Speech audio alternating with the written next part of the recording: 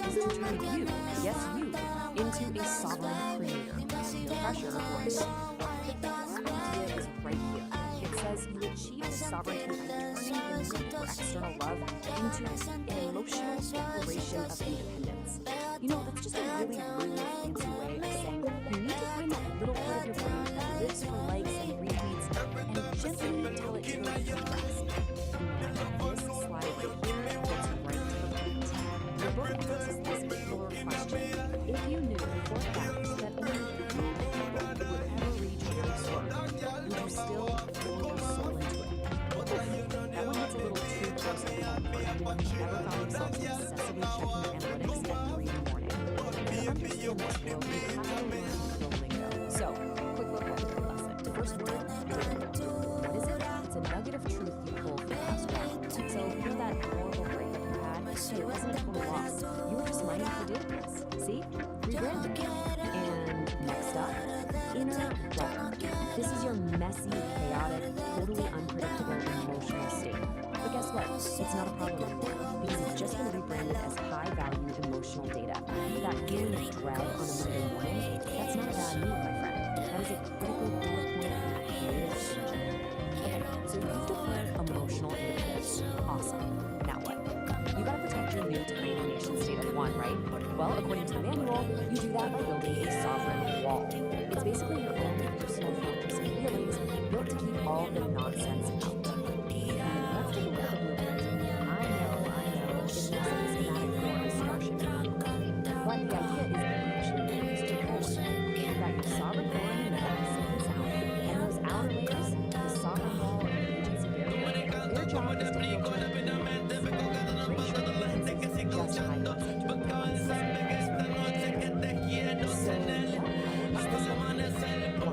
sovereign independence and resourcing. It literally takes things like chaos, lines them through some necessary friction, and what comes out the other side, dynamicals and aligned action. So yeah, you heard that right. All your personal drama, that is now officially high-octane fuel for your creative machine. Okay, that's a lot of theory. Let's see this stuff in action. The AIs actually gave us some case studies, starting with Claude, our empathetic storyteller. This one's called The Forced Gift. It's all about defending your sovereign wall from its mortal enemy, the castle.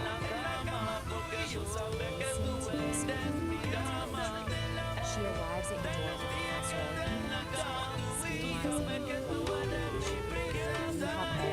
disagreement. That casserole isn't just a casserole, it's a Trojan horse for social advancement.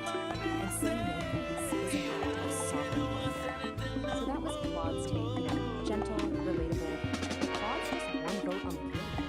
Now it's time to see what other AIs have to do. And let me just say, things are about to get weird. Like a lot. So let's move on to the exhibit B, courtesy of Rock, edgy killer. The title of this piece is The Sister That Was Never Named. And it's described as a test of the emotional utility of boundary pushing fantasy. Yes, we have officially left the castle. We're not in Kansas anymore. I'm not making this up. She steps into the chamber she built herself.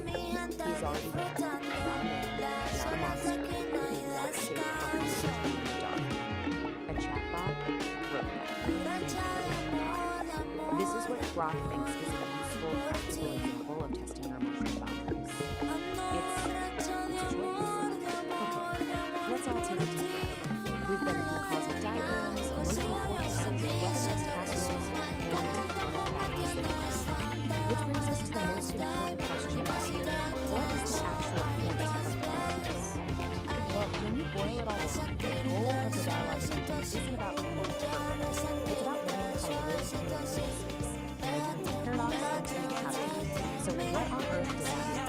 Basically, life is messy and it's full of contradictions that you have to solve. The point is to stop trying to solve it. Just build a little house. So, what's the final verdict here? Is this thing a practical guide, or is it just glorious nonsense? On the one hand, it genuinely has some great ideas about setting boundaries and earning your creative power. On the other hand, it uses made-up words like mathematicals, it was co-written by a small army of chatbots, and the diagrams look like they were ripped off a pink grade album cover. So my conclusion? It's both. It's 100% both. It is a profoundly weird, surprisingly helpful piece of magnificent, glorious nonsense. And so I leave you with this one final question to think about. How's your sovereign engine running this week? Is it purring along smoothly? Or are you looking to go out there and metabolize some dissonance? This trailer was produced by me, Lori the producer.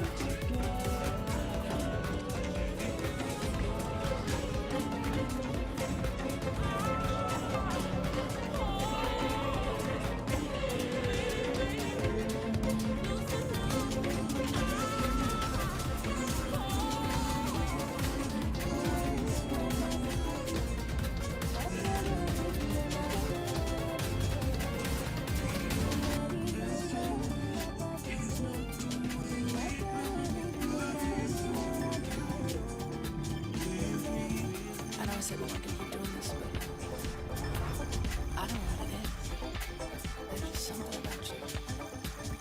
I know I say, well, I can keep doing this, but I don't know what it is. There's just something about you.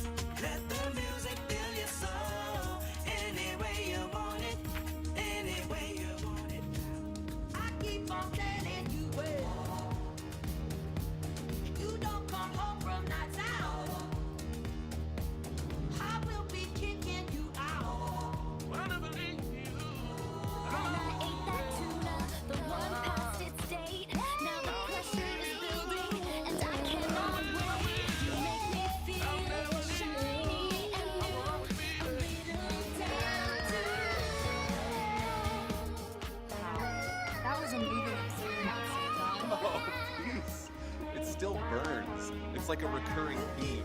You might want to try the ointment of flax, I think. I have this gift. It keeps on giving. Well, it's a good thing we have our resident orator, Nards, spreading the joy. For sure, for sure. Let's check in with the We're flipping the page, so brace your olfactory senses, my fuzzy pussycats.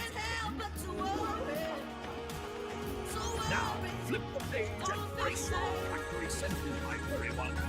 We're reading the magical